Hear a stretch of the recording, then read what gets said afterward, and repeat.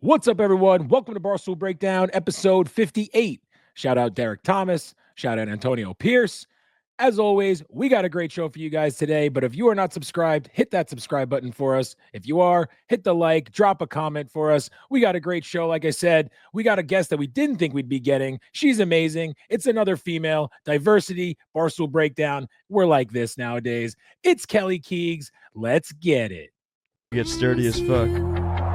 This is it. I should be over all the butterflies, but I'm into you. And baby, even on the worst nights, I'm into you. All right, we're here with a very and unexpected guest. You know her from Taylor Watch. You might know her from Out of Order or Surviving Barstool. It's Kelly Keegs. How are you doing, Miss Keegs? Hi, what's going on? Unexpected. That has me nervous. Yes, well, we were nervous because when we were in Chicago, I felt very like the coldest of shoulders ever from you. And I thought it was because Ooh, I'm of sorry. Stoolie When was Wednesdays. this? When was this? It all depends on the time.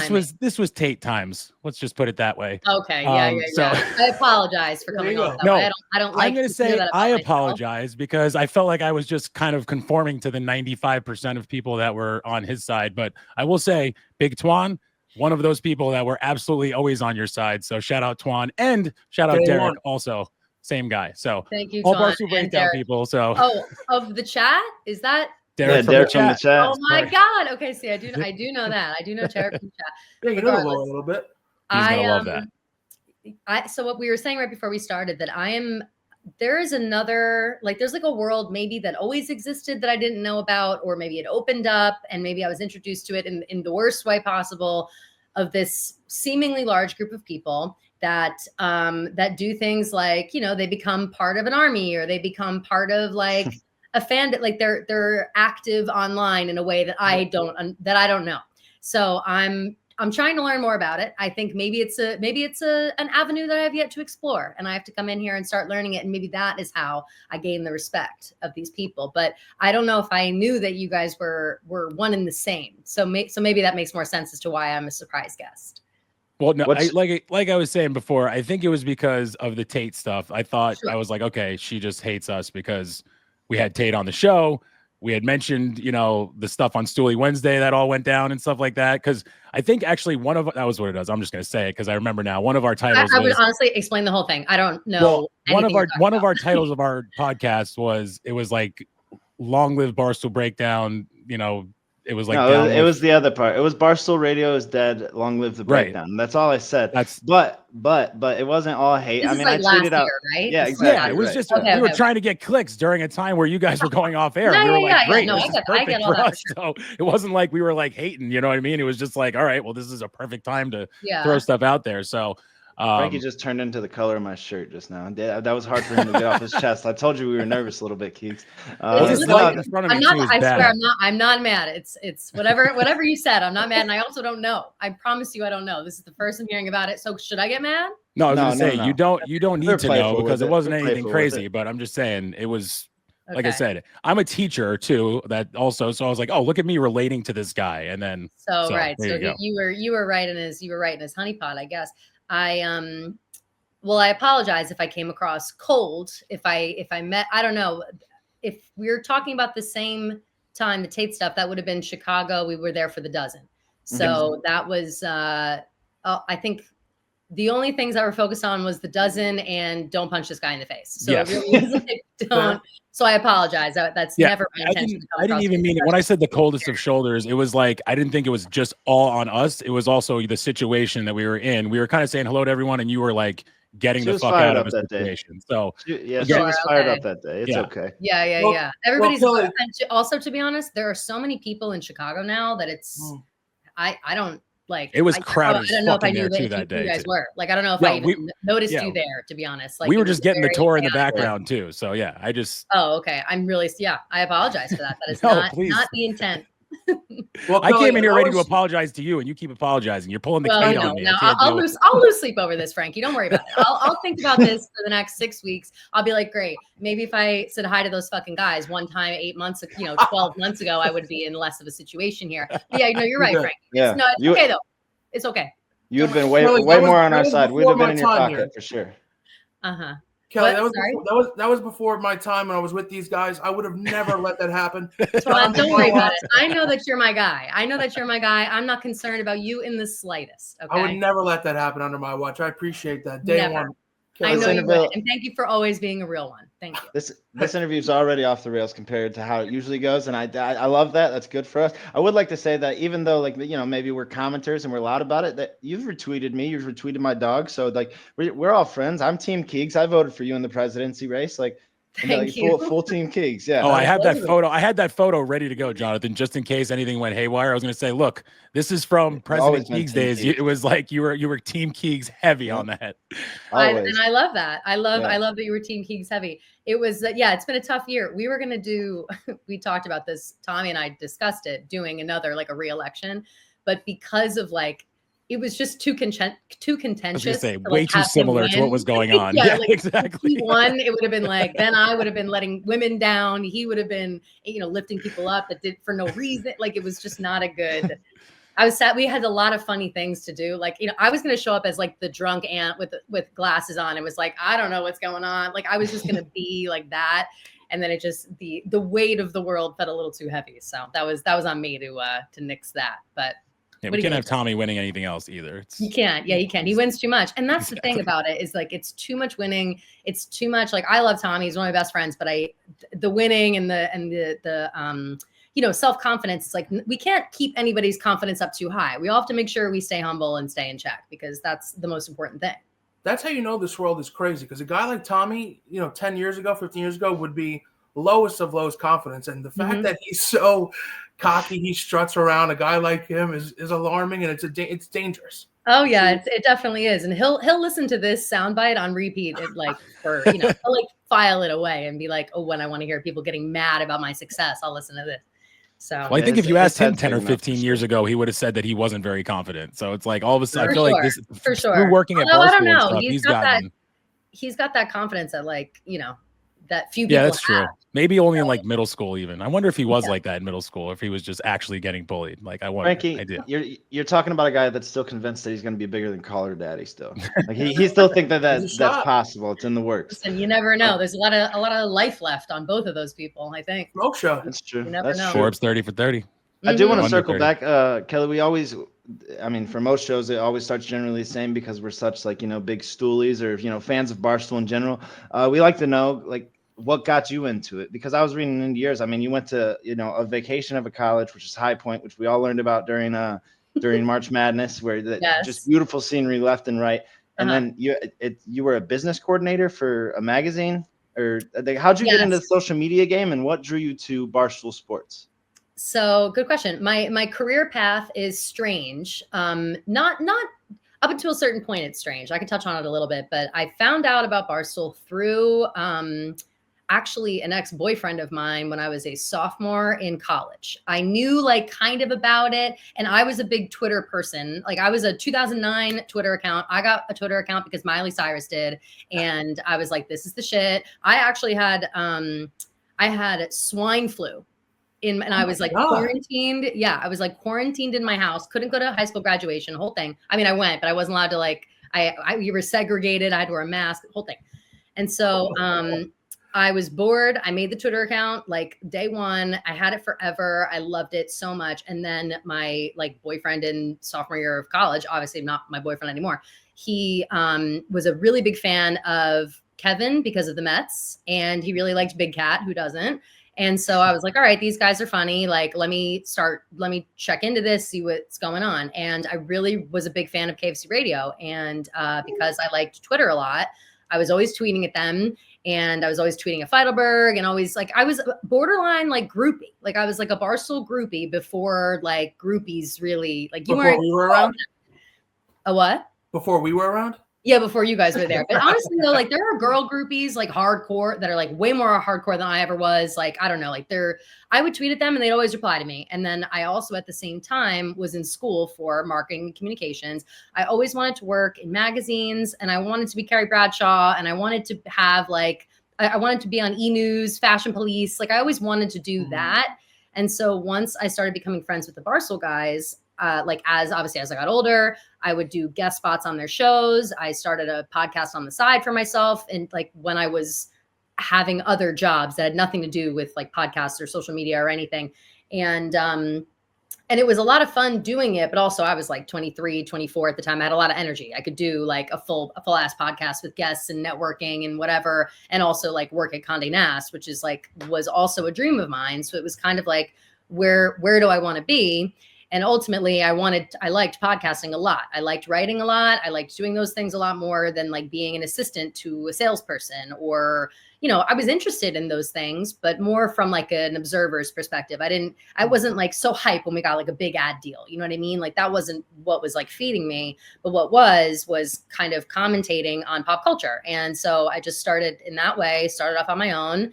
And again, like Barstool gave me my legs up in I guess you could say broadcasting the whole way, because Kevin and John always let me on KFC radio. Like I didn't even ask. Like I was constantly just like asked to come on.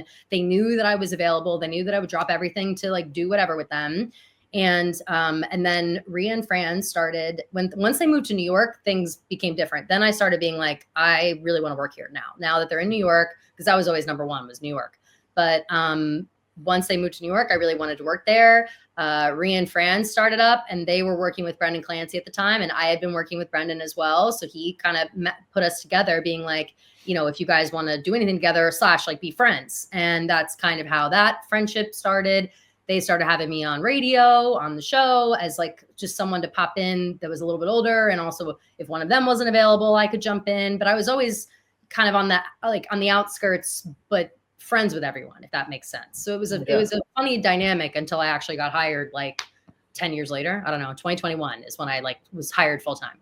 I think as Stoolies, we kind of maybe sell that relationship. Like I you know, you're not the first person to come on and say like the relationship with KFC kind of got you into it more. Like, you know, Clam and Cons. Like I feel like as Stoolies, we don't really consider that enough, but they kind of built a lot of that New York office originally. And that's awesome that you had an in with those guys as well. So it was like more so like I know these guys, and then once it started to fill up, you're like, yeah, get me in there. Yeah, that's awesome. Once you have a good rapport with people, and I feel like this is such a good example. Like Barstool is the great example of this. I'm sure there are other you know, outlets or companies, whatever you want to say, that have this similar idea. But once you have a good rapport with people and you like become friends with people, it's a lot easier to like do a podcast. It's more fun. It's more exciting. It flows better. You have similar ideas, or you can get into like arguments or conversations that maybe you wouldn't with like a stranger or someone you just met. It's just like it's a more comfortable feeling. So I think that as time kind of went on, it was easy. It's still easy. John and Kevin could call me up right now and be like, let's do 5 hours of radio. And I'd be like, yeah, all right, let's do it. Like, it's just because I know that I can with them, because I'm close with them, you know? Mm-hmm. I was going to ask you mentioned you wanted to do like E-News, which you'd probably be electric on that. I could see you fantastic in that role. I would love to. I would love to. A huge Bachelor guy. Been for a long time. Me and Derek from the chat we were talking about before had a show. We went live after every episode this season. Whatever happened to the recaps? I need them back. So I want to say that I agree that they need to come back, but we can't be doing Bachelor recaps. We can't be rewarding bad behavior, and nothing that ABC and The Bachelor is doing. No. It's ABC and The Bachelor. It's like they're doing the worst job. I've never seen someone mishandle a franchise the way that they're handling The Bachelor right now. The latest about adding the Golden Bachelor people back into Bachelor in Paradise after not having Paradise last year is fucking bullshit. Honestly, I can't. I like not having Paradise. Frankie, John, we'll see in a little bit. Yeah. We'll catch on the flip. Yeah. I like not having it last year because you want to build the farm system a little bit, like the challenge and stuff like that. Like you need some new blood. So I was excited. I didn't understand why we don't have Bachelorette this coming season. And I don't understand adding the Golden people onto the beach. I don't like. What are they doing? That's the big surprise. They were like, "Oh, we're gonna have a big surprise this year." It's complete bullshit. And ABC's out of ideas. I think that's clearer than ever. I think Love Island and Love is Blind came in and just stomped all over their throats, and they don't know what to do now. And it's like they either have to copy paste their formula, which why not? Everybody else is doing it at this point. If you're trying to stay relevant, you got to do something, or start upping the stakes some way. Like I thought that they might have saved the franchise with Joey Graziadei. Like I thought Joey was like the best Bachelor we've seen in a while, and I thought that the season of The Bachelor in Paradise that could have happened after Joey's season and after, like, that could have been everything, but they didn't do it. They sacrificed it for Golden Bachelor, which had one good season. They like put all their eggs in that basket, and I'm upset. I'm personally upset as a lifelong Bachelor fan. I did not watch Grant's season. First time I've never watched a season at all, not a single episode. Kelly, since I was like 18 years old. So that's how you know. I've never failed on The Bachelor. And is Joey the frat guy? Yes. Joey Graziadei? Tennis guy. I think he was a Pike. He's not a frat guy. One of the guys was a Pike, and that was my fraternity. That's why I said it. So you can make fun of me. Pikes. I'm friends with Pikes. All right, cool. One of them was. That's the only reason I know, because my wife was like, "Hey, look." Was he a Pike? I feel like the guy Joey was the name, and she was like, "Yeah, very handsome," and he's like from Hawaii. It sounds like he's a Pike. And he went on Dancing with the Stars. He actually won Dancing with the Stars. He's all right. I think you're giving him too much credit. No, he almost saved I swear to God, like I thought Joey is it. Joey saved this top to bottom. Thank God someone had to come in and do it.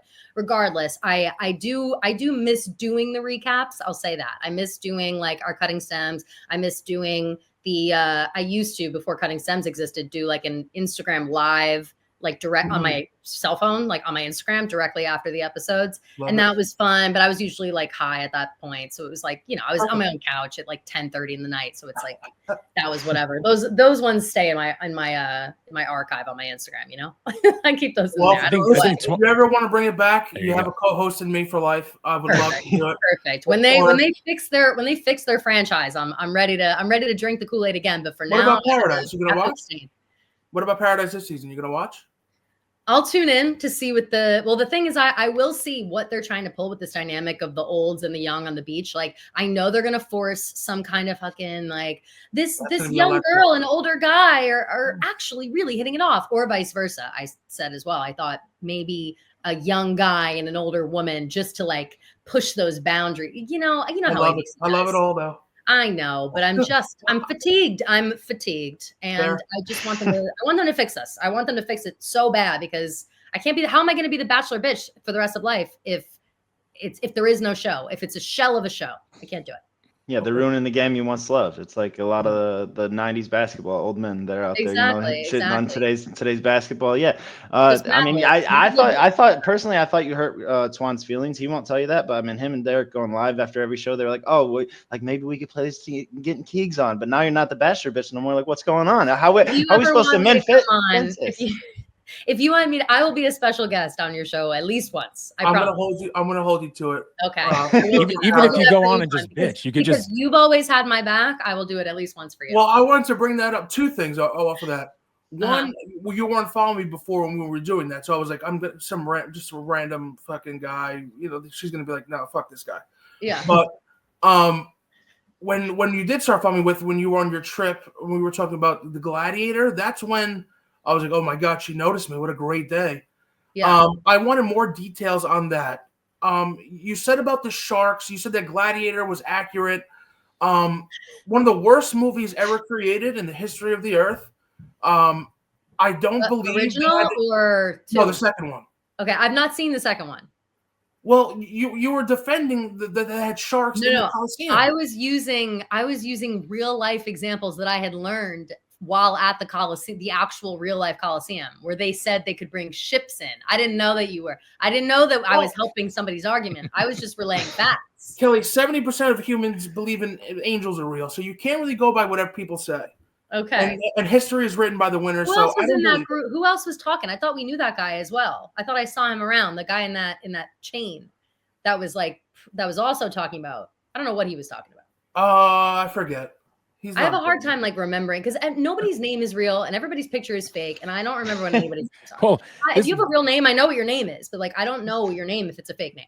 Well, this is a perfect time to bring it back then, because you're talking about the armies before and the people that are fake names and whatever. Like hearing your story and the fact that you were, I mean, I would call you a Stoolie before you got hired at Barstool. Like that's going to make the niche podcast listeners that listen to this thing love you even more, because like I bet you. I mean, I'm not going to lie. I didn't think that you were like, oh, you're listening to this and that. I thought you were like, oh, cool, Barstool. Let me see what this is about. And then you just got hired there, because like, I felt like I felt like as Barstool was hiring females, like I had never seen them or heard of them before, but the fact that you were commenting and doing all that stuff, that makes me like you're one of us. Like, you know what I mean? My Like, God. it's Wow. amazing. You can take a closer look. You can see that we're more similar than you think. No, I am fully like Kevin has, I don't even know. I don't even, please don't ask him because I never wanted to bring it up. But there's certainly voicemails that I left in like the early days of KFC Radio, and that I definitely took a few tries to leave them. Like, hey guys, it's Kelly Keegs. I think I was Kelly from New York. He's played that before. He's made fun of me for that. But there are a lot of those like things of early days where I knew I thought about call radio in the same way that like how Rico does. Speaking of Rico again, how he will like call in and like play characters and stuff and do whatever. But I never knew that people just called in to play characters. Like I didn't know that I thought these were like real people, right? Like, so I was like, all right, that's what real people do. They call into radio shows and they get people know their persona by the end of it or whatever. So I was like genuinely just doing it because I wanted to like be a part of the show, be a part of the community, the conversation. And it was just something that I was interested in. And I liked Barstool. And yeah, I've been what was that? Like 2010? I've been on the ship. So pretty hard. Yeah. And now here I am. I got through, you know what I mean? Like, sorry if everybody's jealous. Like I snuck through. That is for sure what it is too. I've mentioned that before as well, for sure. Cause I've said I am jealous. That's part of it too. And it's like anyone that works at Barstool. I'm like, you guys have the life. It's the most amazing thing. I know the haters and all this stuff. I'm sure I wouldn't want to deal with it either. It's garbage. But the job it makes up for it. Like it's amazing. You get that you have the haters and you want to die with the haters sometimes, but then you also realize like, oh, I can go to work kind of whenever I want. I can do my schedule however I want. I can pile it all in one day and have an easier end of the week. I can do whatever I want. Like it's really nice. Yeah. You spoke on community, and I want to touch on one of the content things you're involved with now that really does involve a community and a whole production team over there. And it comes out looking like a 3-minute movie every time. Out of Order, I think you've been phenomenal in every time you're in one. Thank you. How was that initial invite? And am I having it wrong? Weren't you the girl that was like the fantasy football punishment in one of them? Yes, I was. That was probably my favorite one to do because so Out of Order. I honestly can't think of the first one that I was in. It was one, oh no, I remember, I think it was one where I'm always I'm typecast in Out of Order, in case you guys can't tell. I'm always like the bitchy girlfriend or the bitchy wife or the nagging, like somebody, because I'm really good at like, I look like I'm like that. So I'm always typecast that way. John always asks me, Feidelberg always asks me to do them, which I love. And so it's a very fun thing because I don't get to work with Feidelberg often unless we're doing like a group thing and we're good friends. So I love the opportunity to work with him. I love working with Pabs and Owen. They care so much about it that you just like, you can feel it when you're doing it. And they want everything to look perfect and they want it to be perfect. And it's exciting to work in that kind of environment because it's different than what we do every day. Like, I can, again, pop on a microphone and talk on my ass for however long, but when we do these like scripted, thought out, we want it to look a certain way, sound a certain way, like it's just exciting. But one of the first ones I did was like, I was like a bitch girlfriend and I was like, we got to go to this event. And Feidelberg's like, I'm not taking off my fighting necklaces. Those like the H-I-T-O-N, like the ones that like they had energy in them or whatever. And I'm like giving him in the ear and I come back and he goes to take them off and he dies and I'm like freaking out. And so you can always catch me as like, a nagging wife / girlfriend, a bitchy mom, or like tears on command. Like I'm good at like, if I'm in the zone, I can cry. So they'll pull me in for that. And it's a lot of fun. And they've got some stuff coming out. I don't want to say it because I don't know. They have like a thing coming out that is their project that's not Out of Order. Yes, but it's like sort of it's like how they've been saying it. They've been saying the project. I'm not saying anything else past that. Les Mascots. He's trying to pull it out right now. They have a project. I know Les they're Mascots, right? They're working on. I don't know. I don't know what that all is. I just know that they're working on a project. Are you in it? No, as of now, no. But they're not done with it yet. So, but I'm not in it. No, this one I'm not. But they've been working their fucking dicks off on this for I don't even know how long. So I'm really excited for it to come out. I don't even know when it will, but that's what I'm most excited about. And then we have another sketch that hasn't been filmed yet, but I know the idea of it and I know my role in it, and I'm excited about that as well. And that's all I'll say. But yes, it's very fun and just really different. You know, you feel so real, like you feel like an actor, like like, oh my God, I'm on set. Oh my God, I have lines. Like You're awesome. That's why I was literally going to ask you the question. Sorry, go ahead, Tom. No, I was going to say, did you like take acting classes or did you want to be an actress or something? Because you're pretty damn good at it. Like, I don't want to like ever say anything bad about anybody else, but like, I know these people just like, I mean, not like personally, but I watch you guys do things all the time. So I know your personalities. So when I see you guys acting in Out of Order, I'm like, all right, they're acting. But like when you're doing it, it's like, holy shit, like you're really crying and you're really, so Are it's you saying like these nice things, Frankie, because you're a hater? Yep. Because you're an original hater. So we had a group text. We had a group text. It was like, hey, let's he was just like be really comment. nice. He's like, She yes, won't tell look her up the she's good at hate. Out of Order. Yeah, exactly. Sure. No, So in you the group think text, I forget? I'll No. post it up. I literally went on my Twitter and typed your name in to see. I was like, please tell me I didn't say anything bad Delete because all I'm the not things that. you already I'm not talked that about type me. of person. Right. Never once He was mentioned, nervous even with though. all He the was stuff. nervous though, Kelly. Never. Yeah, I'm of course I completely was because completely kidding. I thought she hated us from whatever happened. No, I then, really didn't. Like I was unaware. I did when Tuan asked me to come on, I asked people in the office if you guys were normal. I did say that. I said, are these guys normal? Who are these guys? And they were like, oh no, they're really nice. They like mean well, whatever.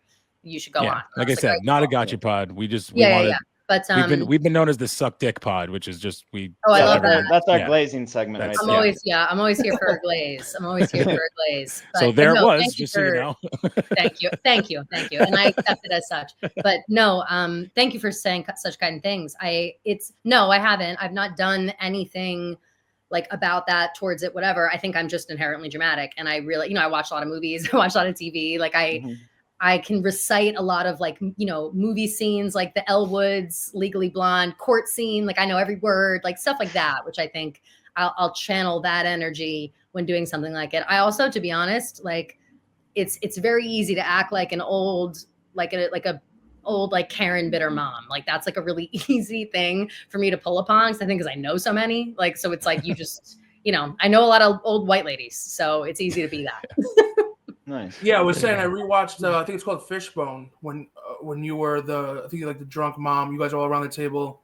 Oh yeah, when I die on the floor. Yeah. I was like, I know her. I know that mom. I've seen her. She exists. I know so many. I grew up in a white town, so I'm like, oh, that's Brian's mom right there. Oh yeah. If you have like white, Irish, Italian, Polish, like any of that in your family, like that's any Jersey, tri-state area, like. You got it. You have that in you for sure. Now I want to take an opportunity here. We just went through the glazing segment and we talked about how it's nice to work with people. The meanest thing I ever compared you to was the Finer Things Club, which is also a comment. The Finer Things Club from The Office, that scene where Pam and them. I said this is what Francis and Keegs, and you retweeted that one. So you thought it was respectful. We had going, yes. Yeah, Which exactly. I would love the Finer Things funny. Club. That is funny. I'm laughing. I'm still laughing. Yeah. I want to ask though, like from more of your perspective, because obviously as Stoolies, we overreact to a lot of shit, and like we'll just fire off the hip and not think our takes really taken seriously.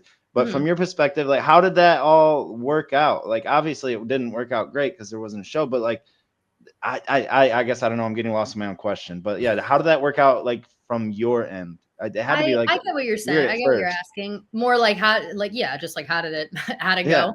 It was exactly.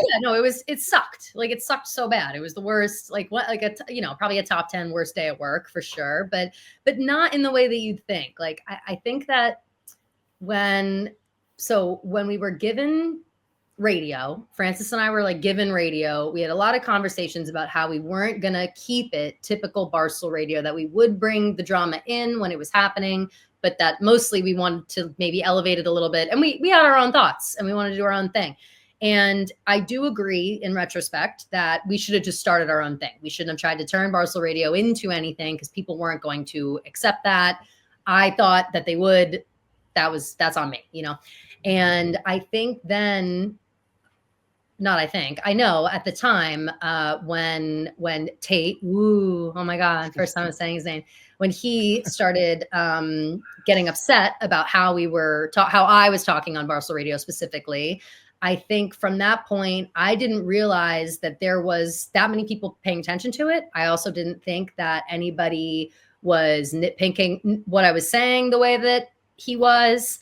And I also didn't think anybody would care that, like, I don't know, I was being flippant on the radio show. Like, I just wasn't thinking about that. So when the day came for, like, I don't know, I guess this big showdown that everyone expected, I said, what the fuck is this? It's been the weekend. Who cares? Like, this is sort of drama for me, but no one else even knows what's going on, which is true. Like, people weren't like caring about it. They just thought, like, who is this guy who's talking shit about you or whatever? And I was like, I don't know.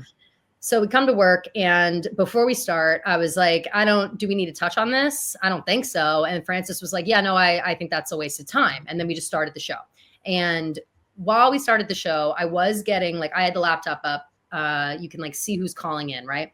And we were getting calls, and some of them said other things. One of them said something about Tate, and I was like rolling my eyes, not talking about it. We got caught up in some conversation about Taylor Swift, and Gia, who is my podcast host, was on the show with me. We hadn't recorded yet, so we hadn't had a chance to, like, talk about it yet. I think it might have been like the Super Bowl or like the AFC Championship, like something. I don't know, whatever timing lines up. We're talking about it, whatever, probably not the place. And so then everybody was just like, all she did was talk about Taylor Swift the whole episode, and it's bullshit and whatever. She didn't even mention Tate, blah, blah, blah. No, and when I got off the show, and I'll give credit to Clemmer. Clemmer came up to me and goes, why didn't you talk about Tate? And I was like, because who cares? You can ask him. I said, who cares? Who's talking about that? That's nothing. Like, I don't give a shit about that. And then I walked away. And then, like, 20 minutes later, I'm seeing on Twitter, Barstool Radio's canceled, like, Kelly's delusional, what if it's shit, like, whatever. And I was like, wow, okay, great. This totally did not go how I thought it would. Not ideal. And then, yeah, I was bummed out. I think that if Francis and I had been more clear when taking it over, that was another thing. Like, we took it over. We thought we'd have a couple of weeks, and we didn't. We were like, all right, start on Wednesday. Like, we thought we were going to have like a month or something to plan. And I think if we had been more clear about how we wanted to take it, then it wouldn't have gone so badly. But I mean, the Tate of it all was just a separate. That's how the cookies crumbled. You know, I shouldn't have said I don't like putting on makeup on Fridays. Well, I wouldn't be here. The thing, the host of the show, literally. You know? Yep. The thing I think with the label Barstool Radio, I think people were just accustomed to, like, the drama shit. For sure. I mean, it goes all the way as far back as Sirius. Like, exactly. All the drama, people just burgeoning in the room. You know, it was all like, what's the day-to-day at Barstool Sports? So, yeah, it was under a new regime. Also, I will say, I think that you and Francis could probably do a Finer Things Club, and it could probably work because Francis seems to be able to sit down with anyone and have a great conversation. He's doing 10-minute beers with Dana Beers about, you know, riding his lawnmower and his first time on that. Like, I think that you guys are a solid combo, and I think that the idea was there. It just... You know, it like just wasn't unfortunate circumstances kind of played into everything. Yeah. It wasn't the switch over. Like, it wasn't the audience to take and repurpose, because we do that sometimes at Barstool. There'll be like an existing audience either on like an Instagram account or whatever, and it'll be repurposed elsewhere. This was not the thing to repurpose. It does not translate when it's like a whole thing. And also, though, like, I had felt personally, and I still kind of feel this way, which is why it's frustrating, but I felt like when Kevin brought radio back, it wasn't all drama. Like, he would talk about random stuff, and then drama would come up, like, as it happened. And I think that he had a good run of drama. Like, he got the Mean Girls, and that was pretty much it. Like, all he ever talked about was the Mean Girls, you know? Like, I'm trying to think of other drama that he was able to kind of flush out. I think Nate Dogg was on there. Yeah. So, like, some other random stuff like that. But so in my head, I was like, are people still clamoring for drama? Because that was another thing that everybody kind of sounded like, no, it sounded like we're over the inner office shit. We want Dude Perfect. We care about Chicago. You know what I mean? Like, that's kind of how it's felt on our side. Well, I wanted to ask you this too, because you mentioned Kevin, and I was going to say too, like, I remember people, like, specifically, if they were not blaming you or Francis, they were blaming him. And I mean, I remember backing that up too, where I was like, I guess that's true. Like, I remember being like, oh, I wish Keegs and Francis had a clue. We want to hear the drama. We don't want this stuff. Same thing. And then I thought about it later, and I was like, wait, Kevin's like the guy there. He needs to tell them like, hey, you're gonna start this, and here, I'm gonna give you a week, or it's gonna be whenever. Like, I felt like you guys, and you mentioned this too before, like you really didn't have like him tell you this is what I want you to do, or this is what you should do. It was like, this is yours now, figure it out. Which that's tough, especially when you're doing a show. Like it was for sure, but I won't. I would if I were to blame Kevin for anything, it'd have to be like equal blame on myself. Like I can't also say like I think that I personally got so excited about the idea of being able to like take over a flagship show and him having the confidence in me to do that, and Francis. And he also had conversations with other people. Like it was just me and Francis were supposed to be like the constants. And then everybody else, Nate was involved. Like there were other people that were involved in like keeping the show going. And then we had one meeting about it like that same day or a day after or something.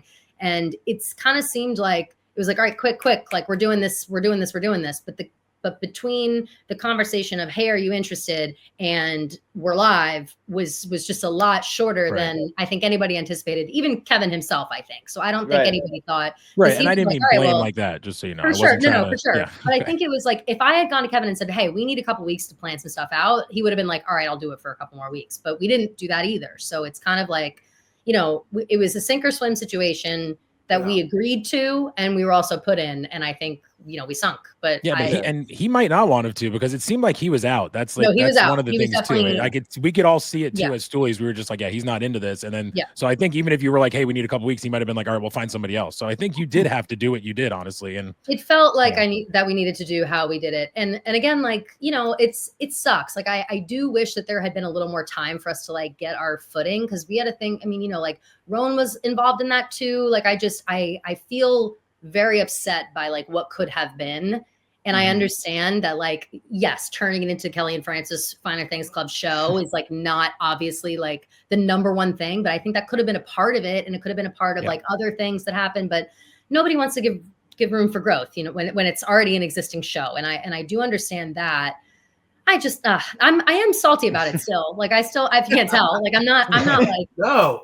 I'm not like, it's for the best. I don't know if a live radio show every day would have been like good for me as a person. Like if I have all that in me, like, I'm not sure. I don't know if I could go on a show every day and, it's a lot of planning. It's a lot of like talking, a lot of being on and especially for like a rabid audience or whatever. But no, I wish it had maybe 3 months. I would have liked 3 months of time. And then if it sucks, get rid of it, whatever. I think it ended up being 2.5 weeks.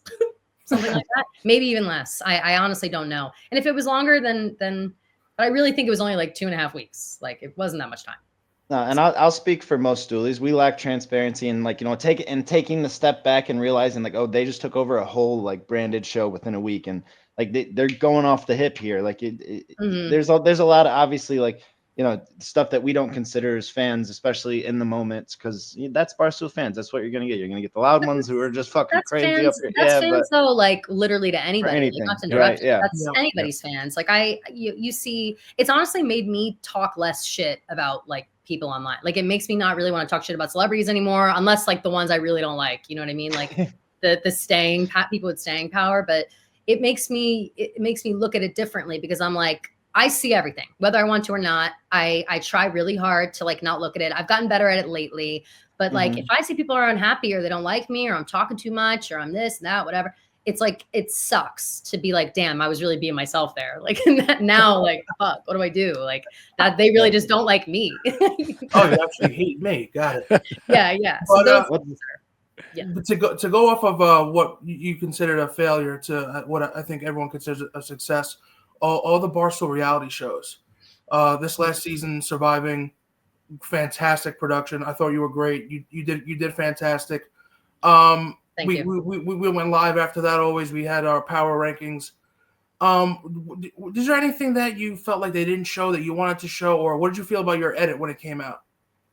I have been very vocal about hating my edit, like a lot. Like I really hated it. I'm with you. Like top to bottom, I hated it. Like which has never been something that I complained about on the reality shows, because this latest season of Surviving Barstool was my 4th. And I work with these people all the time, and like the production people and the behind the scene, and I love all those people. And it's not necessarily their fault, which sounds backwards, because I'm like, I hated my edit. But I think that there were bigger or more interesting things to show in terms of like drama or whatever than needing to like comb through my backstory of like everything I was doing on the show. So I said something in a blog that I wrote is that it's very hard for me, especially after this one, to accept that like my reality is not the reality of what people are seeing on TV, like, or on YouTube or whatever. Like, just because I experienced it a certain way doesn't mean that that's how it's going to project. And I think that a lot of like real reality TV people deal with that, like on The Bachelor or whatever. Like I'm always hearing those people talk about how like, that's actually not how it went down. And it was like this. And I always kind of thought when hearing those people like, oh, relax, like who cares, you know, whatever. Now being on the other side of it, I'm like, why didn't they show that like me and Rhea had a stronger alliance than they did? And why didn't they show that I also was aligned with Dave? And why didn't they show like why basically like it looks like I didn't fit in, or I felt that way watching it back. I was like, it looks like I'm doing nothing and I'm just like overconfident and I lose every 5 minutes. Like now I look like an asshole and I don't look self-aware at all. And I think that that's all I ever care about. I never want to look dumb and I don't want to look like I don't know what I'm doing. You know what I mean? Like I just, especially if in the moment I did think that, you know? Well, that's the thing with those shows, especially Survivor, where it's like you gain, you know, kind of respect with the audience when your gameplay. But in the beginning of it, you have so many people on the cast, and initially it's just hard to get that many people's stories in. Totally. And then you have like these hyenas going after each other. You're still around. So after all that huge drama, it's like you're just left there. We got not much screen time with you. And then the screen time that we did, they use the classic crying or things that they see like emotional, like typical tropes. It's like, the crying was like, but also I like that was everybody. I watched reality TV all day long, and they all cry all the time. Yeah. So like, I wasn't surprised to see all the crying, but then put all the crying in. You know what I mean? Like there are guys who cried that didn't get in there, and I keep saying it. But like, wait, who was it? Taylor Lewan must have been crying. I know Taylor Lewan was crying. That fucking snake, Taylor Lewan. That's who it was. I'll let them live in their tears. But that's the thing. Is like, you can't tell us who was crying. No, come on. I want to expose who was crying because they got off scot-free. Okay, if they want to admit to them the fact that they were crying, they can go ahead and do that. But I know at least 3 people who were crying, men. Taylor Lewan. You can find that out. Let me say this: I might be an asshole. BC quit on the game. BC might have cried. That's true. I might be an asshole, or I might be dumb because you said both of those words. I actually like gained mad respect for you during this game. I was like, she didn't like click up into this one or click into that one. She was like doing her thing, sticking where she needed to be. And then the one time I actually was like, I remember being so on your side is when you walked away. You were like, what the fuck is going on at one point when like somebody like didn't tell you something. And then, yeah, it was like you like walked away to one group and then you were like, what the fuck is going on? You just like freaked out. And I was like, I am so with you right now. I was like, what the fuck, man? Like that was so frustrating in real time. And again, like I'll say this, I'm complaining right now for sure about like nitpicky things that happen. Overall, I think the show was tremendous. And I think it was just like, it was great, but if I'm taking myself out of it, I think it was great. Like it's sometimes hard to watch yourself, like when you just don't like watching. I don't even listen to these podcasts back. Are you kidding me? Yeah, right. So it's just kind of a like you're just so focused on like what you did wrong or this, that, whatever. But that moment, the pink wedding, when everything blew up when I was in the other room, like that was the most infuriating shit in real time. And then I was getting yelled at on a couple sides. Dave is yelling at me saying one thing.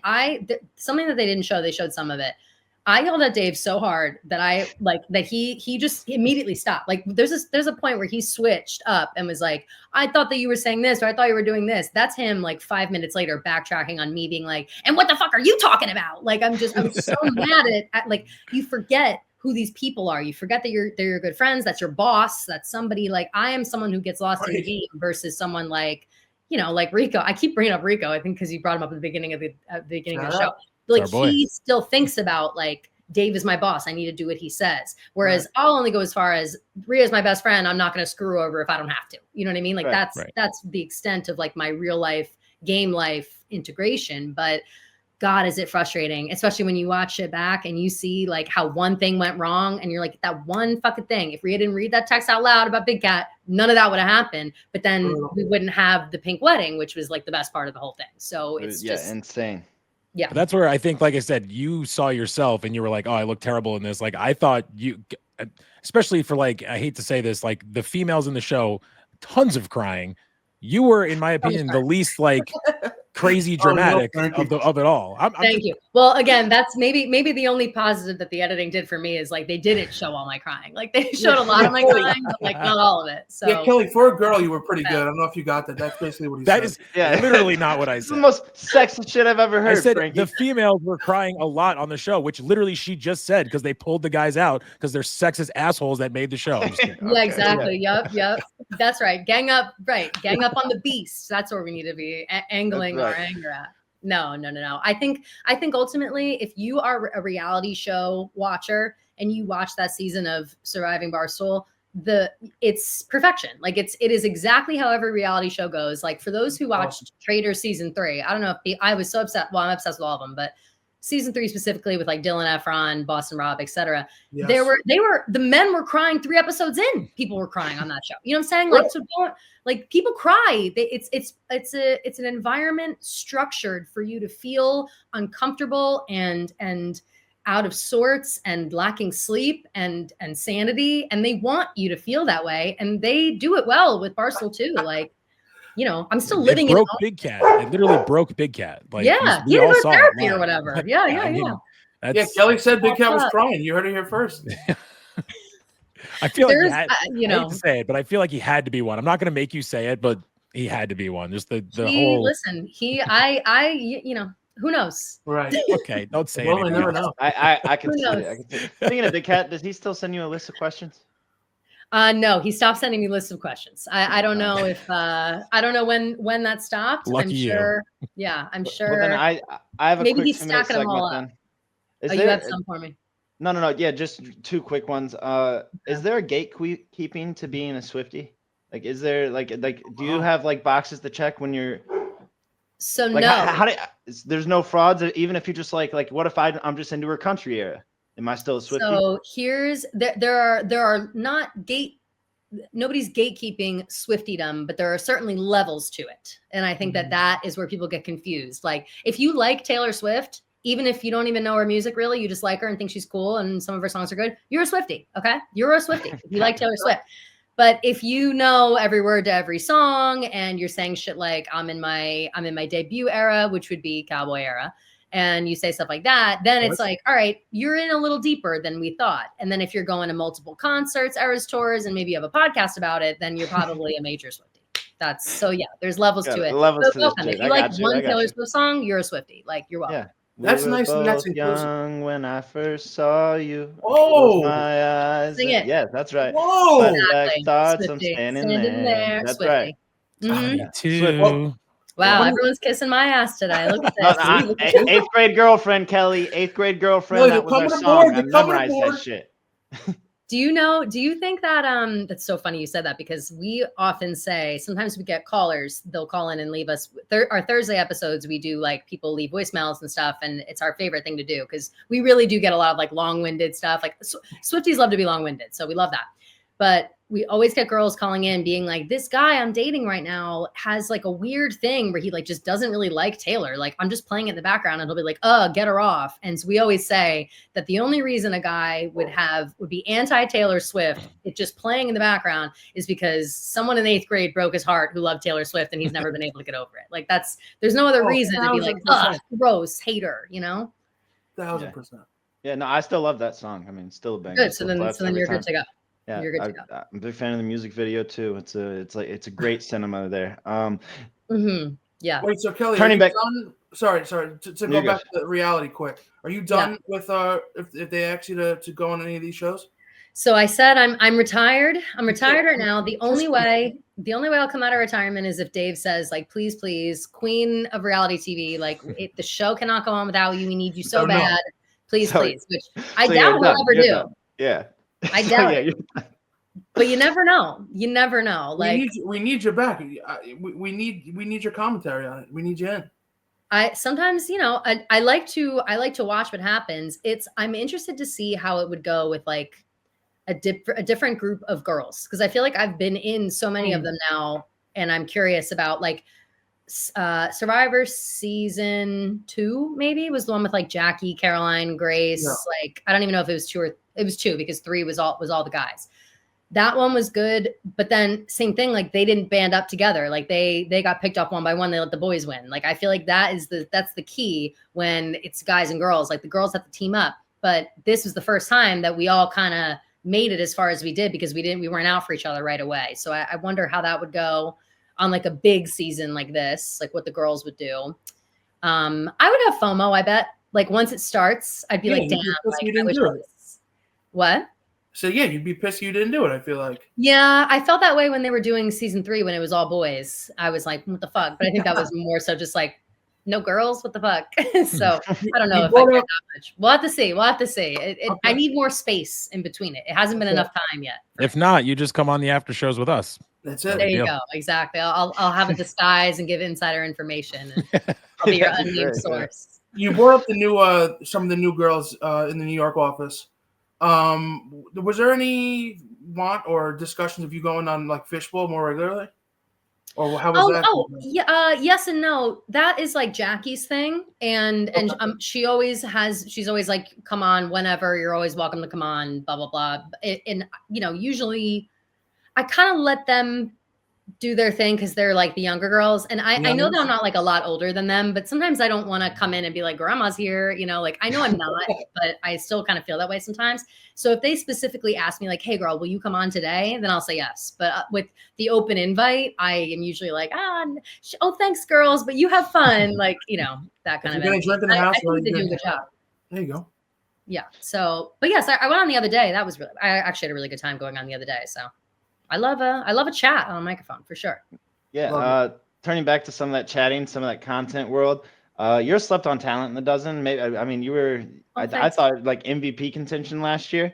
Thank you. So did I. Thank you. Yeah, Not sure where that went, Jeff D. But well, sure. pretty look obvious now. Chicago Look at the right team now. Yeah. Hello. Terrible. Yeah, but no, and now you're with the new team, the Riders. How is that? Working hand in hand. Do you feel like you have another shot to make an MVP type run this year or what? I'm hoping. I don't know what goes into who's the MVP. Like, I'm just trying to get on one of those lists every week that's like best player this week. Like, I would just like to be the best player of 1 week. Like, I thought, how many points can I fucking score before I'm on that? You know what I'm saying? Like, that would be nice. But no, I honestly don't know. We're doing great right now. The Riders. We have a new match coming out this upcoming Sunday against ZD. I don't know if you saw. Ooh. Very excited for that to come out. I think that the dozen is my, like, besides Out of Order, the dozen's my favorite thing to do. It's so much fun. I love trivia. I've always been a trivia bitch. My dad growing up, like even when as far back as I can remember as a child, he would like spout out random facts and be like, remember that for trivia, like some hypothetical trivia game that I'd one day be playing. And I feel like now Here you are. all of a sudden here it is. And so like he watches and my whole family, like it's become like a wholesome thing for me. But it's like Kobe's dad taking him to practices, and he's just Yeah, getting you ready, yeah. getting you ready. Yeah, My dad would like blast a Def Leppard song and be like, "This is Def Leppard, don't forget." And I'm like, "Okay." New niche. I love it. Yeah, my new niche. Awesome. Yeah. Yeah, So- your niche is insane. Like, have you ever missed one? I don't think so, right? Not if it's Harry Potter. Yeah. I think I've missed I have two niches: Harry Potter and Sex and the Sex City. and the City, yeah. I think I've missed Sex and the City before, even though I know it pretty well. But sometimes, the storylines run together. But Harry Potter, I could probably recite like the whole series just from my brain. Like it is so ingrained, and I owe that entirely to like audiobooks. Like I listen to it on audiobook, like as background noise, like instead of music. How do you feel about the HBO coming out? The what? How do you feel about the new show they're rebooting? The show. Sorry, I couldn't hear what you said. I'm excited. I think it's going to be good. I think that people need to, everyone wants to get all riled up right when they start announcing casting and everybody wants to be like, this is going to be horrible. How could they do this? Like, whatever, blah, blah, blah. I am willing to wait and see how it goes. I have been wanting a series of Harry Potter probably since forever. The movie started coming out, because I was like, how can you possibly put all of this in one movie? And I think that the only movies that do a good job are like that truly do a good job are Deathly Hallows 1 and 2, because they split it in two and they really show everything. But 4 had the biggest misses. They cut so much out of 4. 5 is pretty good. 6 is okay. But again, like so much of the humor is missed, I think, when they leave out different pieces of it. And I don't know. I have a lot of thoughts on. I could talk about Harry Potter for 7 hours, Yeah. but yes, I'm excited for the series. Same. Long story. Well, I think because as they grow up, it gets more adult, and I think they try to do that in the movies as well. So right, and in the That's movies, I feel fine. like they don't ever cross that. Like they don't like in 6 when they're Ron's got a girlfriend and they're like being silly a little bit. yeah. Like, there's some of that, but in the books, it's just so. I hate to be that, but in the books, but like it's just so much. There's so much more substance to it, and I just feel people need to know. People need to know who haven't read the books. Just to bring it back real quick, because I had a dozen questions. So Sure. did you join that team? Like, did you get to pick your teammates, or did Jeff tell you this is your team now? Like, how did that go about? Because I feel like some people were just like put onto teams. With Kevin and Rico? Yeah. That one was we were shuffling things around after the tournament ended. I was actually in Chicago for the Survivor finale when Jeff was reorganizing the teams and talking with people and asking specific people like what they wanted, where they wanted. And Kevin asked me if I would be on his team. And he said, we'll find somebody else, probably Rico or who knows what. And I said, yeah, do whatever. I'm fine with that team, whoever it ends up being.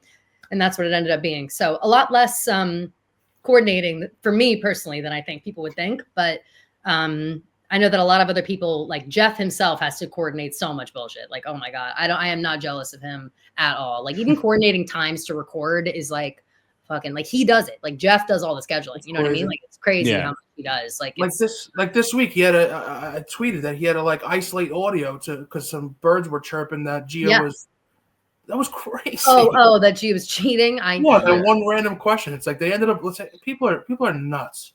It's the cheating thing is so annoying because there are people who have cheated for sure. Shout out Trista.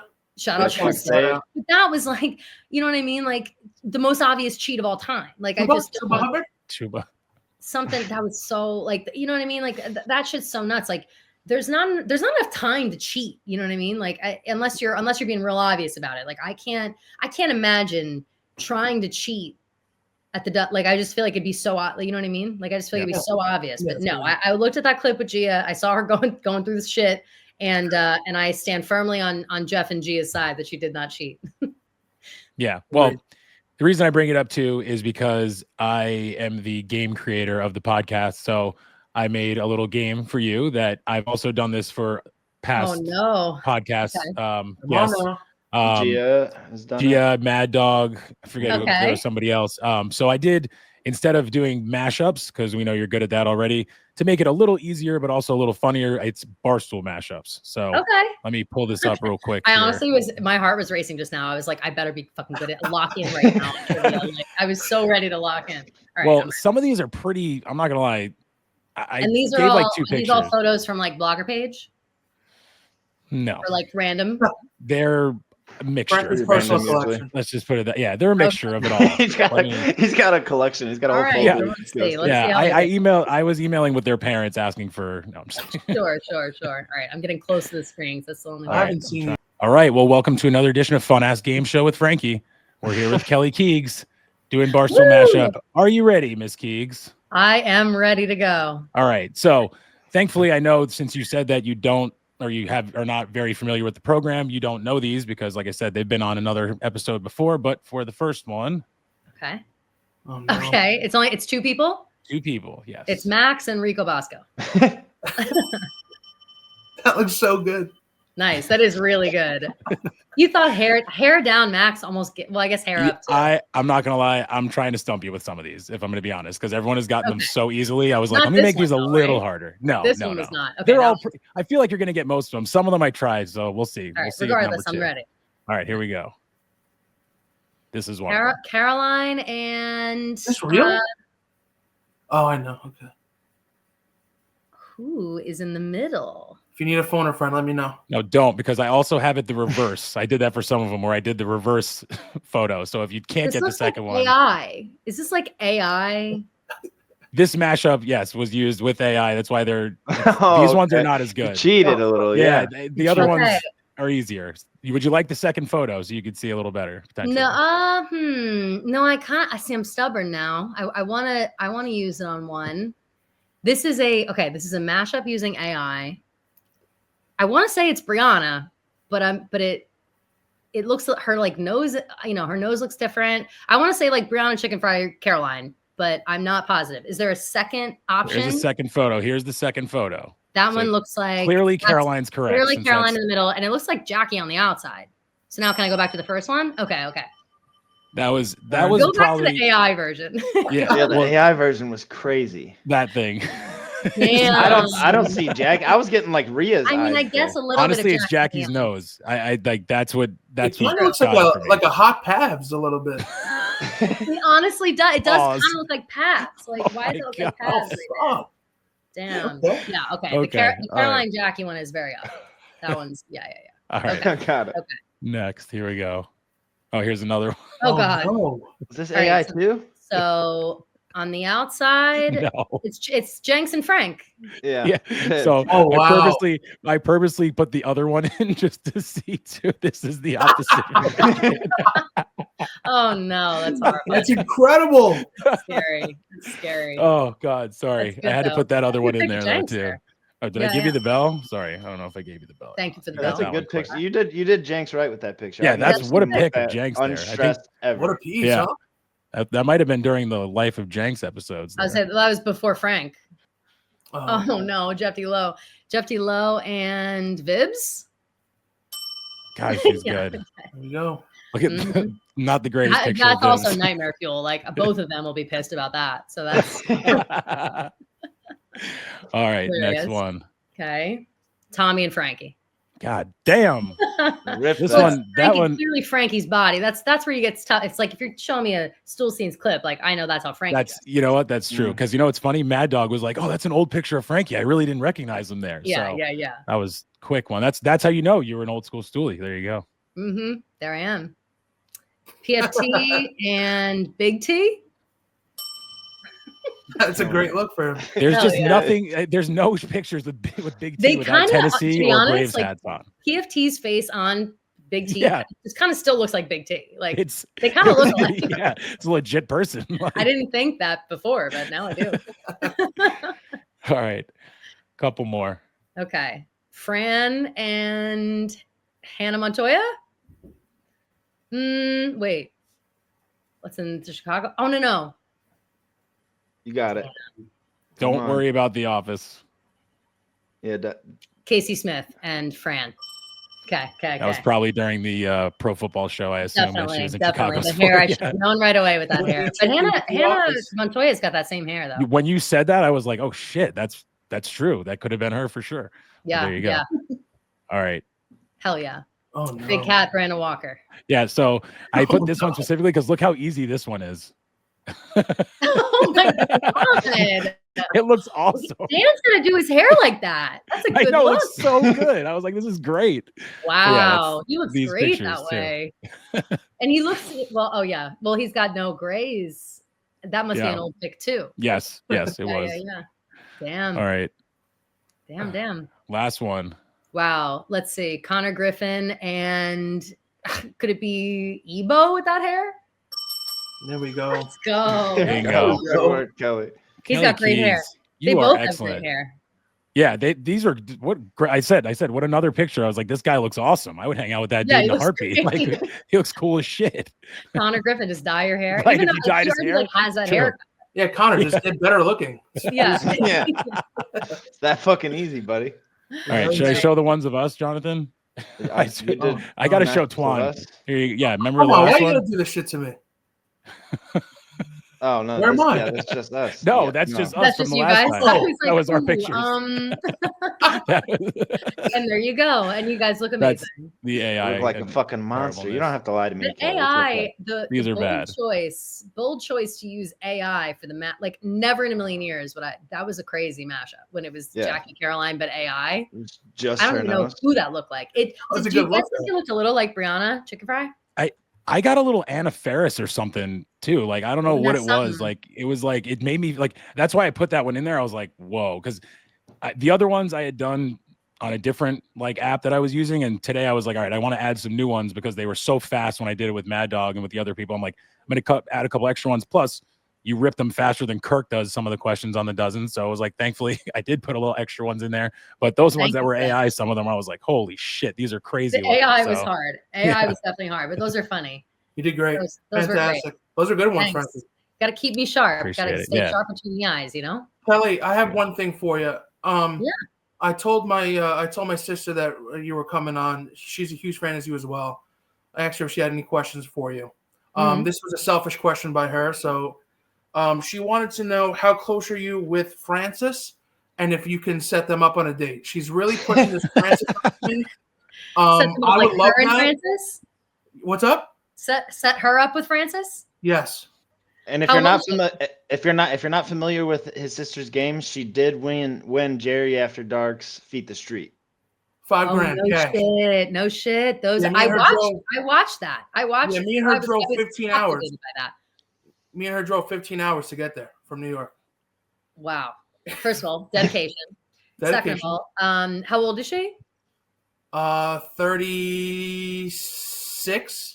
Okay, she's in the right range. I would have said she was too young, you know. How old is Francis? He's about that age. I think he's right around there, but he dates people his own age. Like he's one of those people. Want to see it? Yeah, tell her to come through. Why not? What's he up to? I don't know. I'm very close with him. If she's he's fighting with Sass on a regular basis. That's what he's up to. My friend's looking to go out. I don't have to say that I know her through this. I can lie. Yeah. You could say she has nice feet. You know that for sure. Exactly. I know that for a fact.